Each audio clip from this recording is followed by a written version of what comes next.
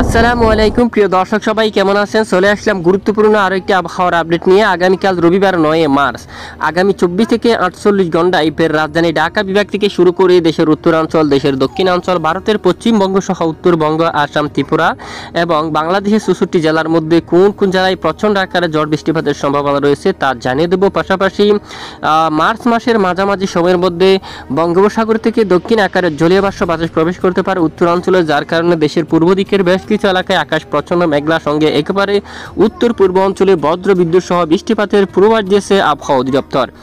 তো কোন কোন জেলাগুলোর উপর এই ঝড় বৃষ্টিপাতের সম্ভাবনা থাকবে তা জানিয়ে দেবো। আশা করি ভিডিওটি না টেনে শেষ পর্যন্ত দেখবেন, ভালো লাগলে লাইক করবেন। সবার আগে গুরুত্বপূর্ণ আবহাওয়ার লেটেস্ট আপডেট পেতে চ্যানেলটি সাবস্ক্রাইব করে পাশের বেল বাটনে ক্লিক করে রাখবেন। আর ভিডিওটি আপনি কোন জেলা থেকে লাইভ দেখছেন কমেন্ট করে জানিয়ে দিন। প্রিয় দর্শক বন্ধুরা, ইতিমধ্যে আমরা লাইভ স্যাটেলাইট উপগ্রহ চিত্রের মোডে দেখতে পাচ্ছি বর্তমান দেশের বেশিরভাগ এলাকায় আকাশ পরিষ্কার, তবে বিকেল থেকে যে সন্ধ্যাকালীন কিছুটা মেঘের আনাগোনা শুরু হয়ে গেছে রাজধানী ঢাকা বিভাগের কিছু কিছু এলাকা জুড়ে। এখানে দেখুন খুলনার কিছু কিছু অঞ্চলে, যশোর এবং দিকে ফরিদপুর এবং ঢাকা বিভাগের উত্তরাঞ্চল, কাপাসিয়া, কিশোরগঞ্জ সহ এবং সিলেট বিভাগের আশেপাশের কিছু কিছু অঞ্চলে সামান্য আকারে মেঘের আনাগোনা শুরু হয়ে গেছে। তবে এখানে আকাশ মেঘাচ্ছন্ন হলেও বৃষ্টিপাত হওয়ার সম্ভাবনা নেই। রংপুর বিভাগের কিছু কিছু অংশে আংশিক মেঘলা আকাশ অলরেডি রয়েছে, তবে এখানে বৃষ্টিপাতের তেমন সম্ভাবনা নেই। একেবারে উত্তরবঙ্গ, আলিপুরদুয়ার, শিলিগুড়ি, এখানে দেখুন আকাশ প্রচণ্ড মেঘাচ্ছন্ন থাকবে ধূপগুড়ির এদিকে এবং দেখুন শিলিগুড়ি, তারপরে এখানে দেখুন দার্জিলিং, উদলাবাড়ি এবং এই যে উত্তরের এখানে বেশ কিছু এলাকায় আকাশ প্রচ্ছন্ন মেঘাচ্ছন্ন থাকবে। রাতের রংপুর বিভাগের উত্তরে আকাশ মেঘলা হতে পারে, বৃষ্টিপাতের সম্ভাবনা নেই। রাজশাহী বিভাগের বেশ কিছু এলাকায় পরিষ্কার আকাশ থাকবে। খুলনা বিভাগের উপরে আকাশ পরিষ্কার, দুয়েক এলাকায় আংশিক মেঘলা। একেবারে দক্ষিণ অঞ্চলে একেবারে পরিষ্কার আকাশ থাকতে পারে, কোনো ধরনের মেঘলা আকাশ নেই, কোথাও কিন্তু মেঘ তৈরি হচ্ছে না। আপাতত ঝড় বৃষ্টি হওয়ার কোনো ধরনের সম্ভাবনা কিন্তু নেই। আর বঙ্গোপসাগরের দিকে দেখতে পাচ্ছি বর্তমান আবহাওয়ার পরিস্থিতিতে একেবারে পরিষ্কার, এখানে কোনো স্থানে কিন্তু মেঘ নেই, এখানে একেবারে পরিষ্কার। তবে দক্ষিণ বঙ্গোপসাগরে একটি ঘূর্ণাবর্ত কিন্তু সৃষ্টি হচ্ছে। এই ঘূর্ণাবর্ত কিন্তু দেখুন ধীরে ধীরে মূলত পশ্চিম দিকে অগ্রসর, এটি কিন্তু ধীরে ধীরে পশ্চিম দিকে অগ্রসর হচ্ছে এবং এটি সরাসরি দক্ষিণ ভারতের উপকূলীয় অঞ্চলে আসতে পড়বে এবং সঙ্গে মাঝারি থেকে ভারী বৃষ্টিপাতের সম্ভাবনা থাকবে। দেখুন যে ঘূর্ণাবর্তটি এটি কিন্তু ধীরে ধীরে পশ্চিম দিকে অগ্রসর হতে থাকবে। এই যে বর্তমানে যে এখানে দেখুন আপনারা, এই যে রবিবার 9 তারিখ থেকে এই ঘূর্ণাবর্তটি কিন্তু শক্তি বাড়িয়ে ধীরে ধীরে কিন্তু অগ্রসর হচ্ছে।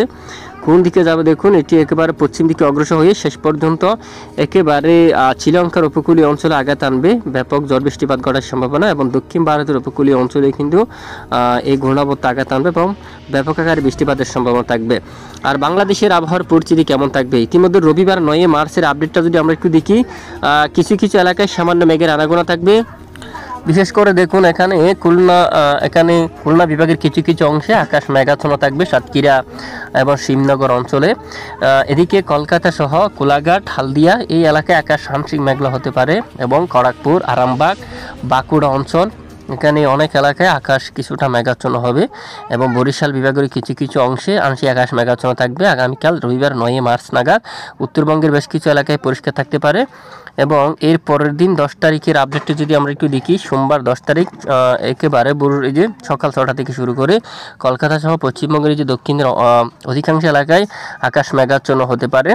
কলকাতা, হালদিয়া, তারপর খড়গপুর, এখানে দেখুন গঙ্গাসাগর, হালদিবাড়ি, শিবনগর, সুন্দরবন, সাতক্ষীরা এবং এখানে দেখুন এখানে অনেক এলাকায় আকাশ মেঘাচ্ছন্ন হতে পারে। বেলদা, তারপর এখানে দেখুন এখানে অনেক এলাকায় বালিচক, তামলুক, উলুবেড়িয়া, এখানে পশ্চিমবঙ্গের অনেক এলাকায় আকাশ প্রচণ্ড আকারে মেঘাচ্ছন্ন হওয়ার সম্ভাবনা।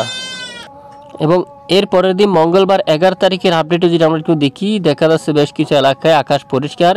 নতুন করে আবহাওয়ার পরিবর্তন বেশ কিছুদিন আগে কিন্তু লক্ষ্য করা যাচ্ছে। আগামী শুক্রবার 14 মার্চ থেকে দক্ষিণে হাওয়াকার জলীয় বাতাস কিন্তু প্রবেশ করতে পারে, একেবারে দেশের উত্তর অঞ্চলে চলে যাচ্ছে চট্টগ্রাম বিভাগের উপর দিয়ে। তখন চট্টগ্রাম বিভাগের উপরে কিছুটা মেঘের আনাগোনা শুরু হতে পারে।